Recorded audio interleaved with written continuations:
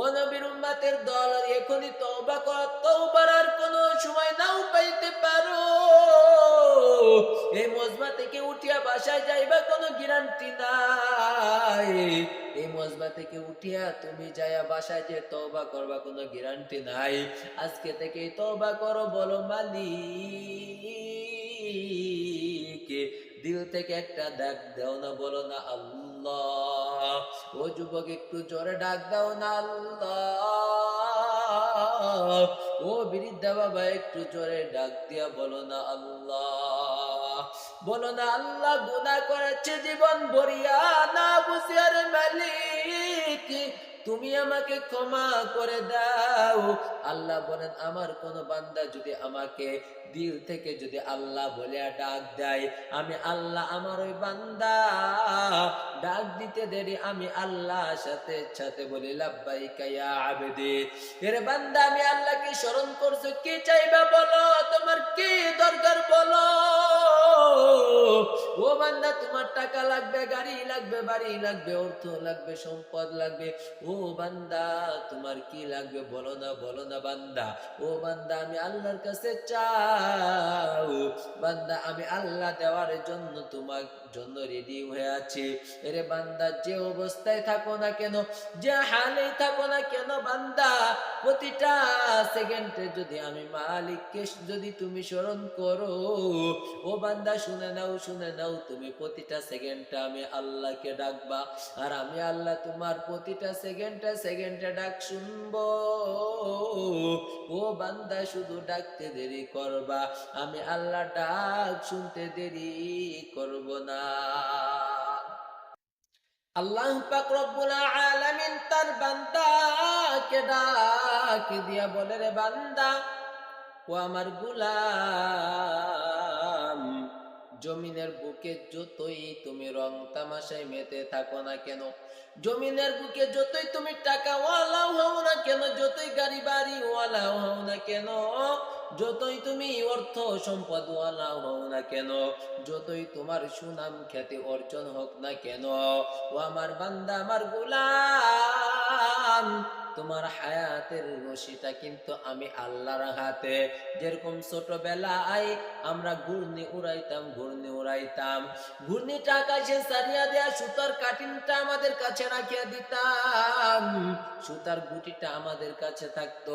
যখন সন্ধ্যা লাগবে লাগবে ভাব, অন্ধকার লাগবে লাগবে ভাব, তখন আমরা সুতার গুটিটাই সুতা গুছাইতে শুরু করতাম, সুতাটা গুছাইতে থাকতাম। আস্তে আস্তে আকাশ থেকে আমাদের সেই ঘূর্ণিটা আমাদের হাতে চলে আসতো।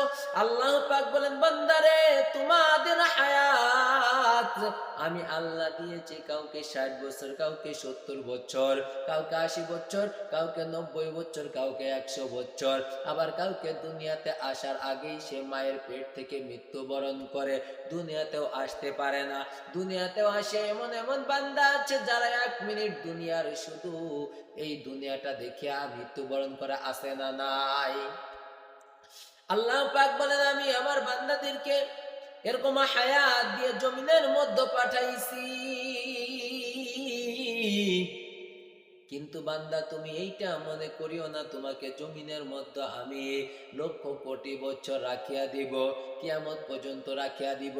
এরে বান্দা, একটু পিছনের দিকে তাকাইয়া দেখো, তোমার বাবা চলে গেল, মা চলে গেল, দাদা চলে গেল, নানা চলে গেল, নানি চলে গেল।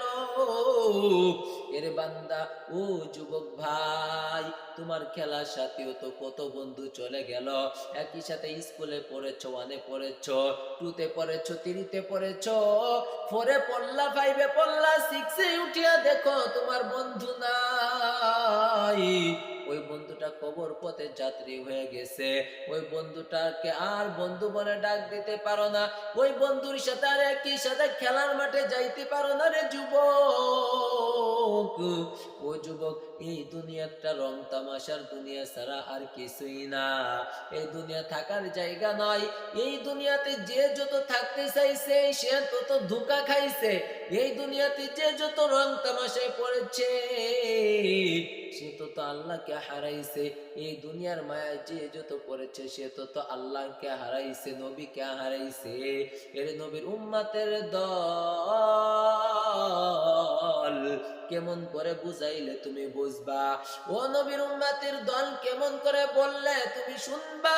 তোমার পায়ে হাত দিয়ে বলি রে যুবক, ও যুবক, আমরা যতটা মৃত্যু নিয়ে চিন্তিত, আমরা যতটা মৃত্যু নিয়ে শিওর হয়ে আছি মৃত্যু আমাদের হবে, আমরা মৃত্যু নিয়ে কোনো সময় দ্বিমত পোষণ করি না।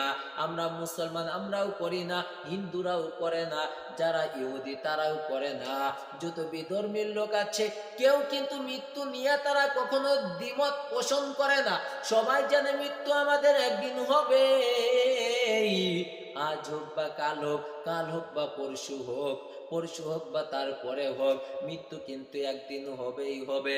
মৃত্যু একদিন আমার হায়াতের জিন্দেগিটা ফুরাইয়া যাবে, আমার এই হায়াতের রং তামাশার দুনিয়া একদিন শেষ হয়ে যাবে। আমার এই রং তামাশার কাপড় চোপড়, আমার এই রং তামাশার দুনিয়া, রং তামাশার ঘর বাড়ি, রং তামাশার আত্মীয় স্বজন, রং তামাশার স্ত্রীর ছেলে মেয়ে সবাই কিন্তু একদিন পর হয়ে যাবে। আমার কিন্তু একা একাই ওই কবরের পথে রওনা দিতে হবে, ওই কবরে যাইতে হবে, যেহেতু আমরা মৃত্যু নিয়ে কোনো দ্বিমত পোষণ নাই। আমার আপনার পয়গম্বর হাদিসের মধ্যে হাদিস এনেছেন, হাদিস বলেছেন, পয়গম্বর আলাইহিস সালাতু ওয়াস সালাম বলেন, আমার উম্মতেরা যতটা মৃত্যু নিয়ে কোনো দ্বিমত পোষণ করে না, সবাই জানে মৃত্যু একদিন হবে। যদি এই কথাগুলো যদি জমিনের মতো যত জীব আছে, যত পশু পাখি আছে যেগুলো আমাদের খাবার প্রাণী, গরু ছাগল হাঁস মুরগি মহিষ ভেড়া দুম্বা উট, এইগুলা যদি জানতো আমাদের মৃত্যু হবে, পয়গম্বর বলেন একটা পশু জীবিত থাকতো না, খাওয়ার উপযুক্ত থাকতো না। সব গবাদি পশুগুলাই তারা ক্লান্ত হয়ে যেত মৃত্যুর কথায়, মৃত্যুর কথা স্মরণ করিয়া করিয়া তারা খাবার বাদ দিত, তারা চলা বাদ দিত, তারা উঠা বাদ দিত, তারা সব সময় শুয়েই থাকতো আর আল্লাহর কাছে বলতে থাকতো, মালিক মৃত্যু হবে অতি দ্রুত, মৃত্যুটা দিয়ে দাও। ও নবীর উম্মতের দল, পয়গম্বর হাদিস মিথ্যা মনে করিও না রে ভাই, পয়গম্বর হাদিস একটাও মিথ্যা নয়, একটাও মিথ্যা নয়, প্রত্যেকটা হাদিস সত্য।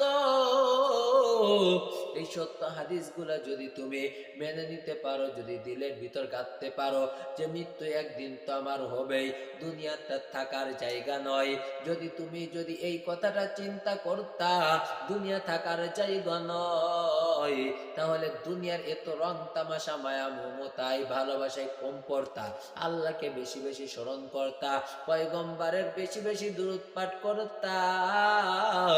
ও নবীর উম্মতের দল, আমাদের যেহেতু হায়াতটা শেষ প্রায় কাছাই গেছে, আমাদের মাথার চুলগুলো পাকিয়া গেছে, আমাদের দাড়ি গুলাও পাকিয়া গিয়েছে, চোখের উপরে ভুরু ভুরু গুলাও পাকিয়া গিয়েছে, আমাদের গায়ের প্রতিটা লোম পাকিয়া পাকিয়া গেছে।